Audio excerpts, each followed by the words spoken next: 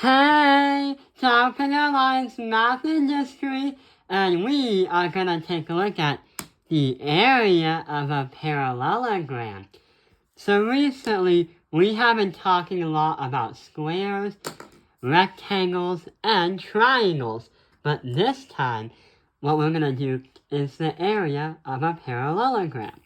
So right over here is a parallelogram.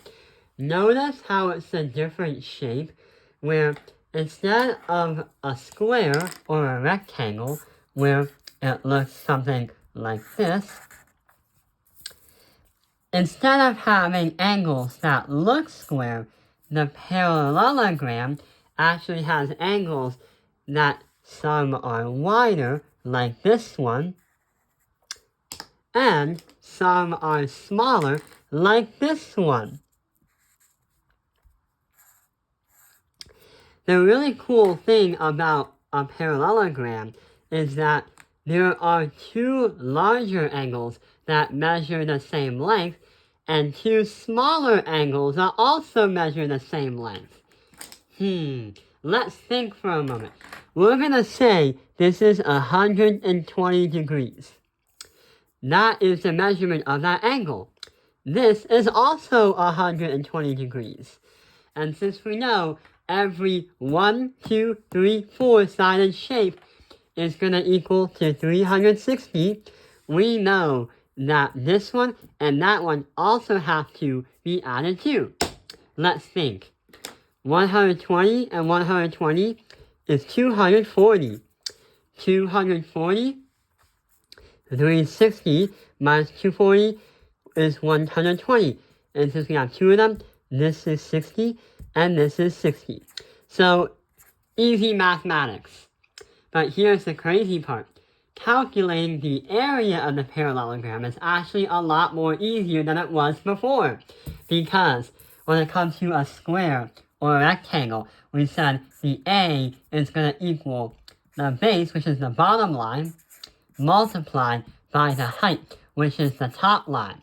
So the base times the height is the area of the square or the rectangle.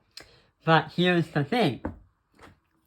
What if I told you that a parallelogram actually is some kind of strange, distorted rectangle? Here's what happens. This is a rectangle, right? But what happens if I bend it a little bit? Yes! So what we can say here is that a parallelogram is literally a bent version of a rectangle.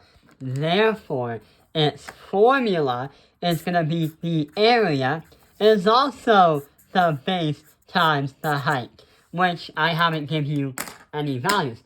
But what we can say is we're going to say this is 8 and this is 6.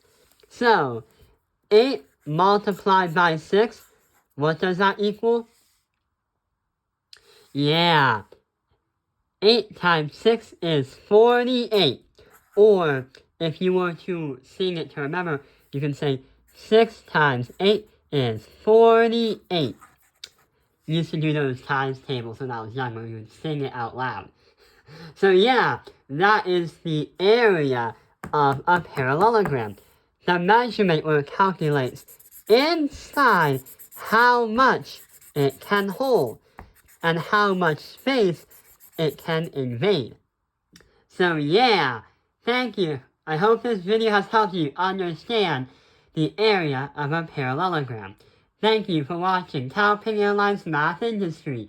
Like and subscribe.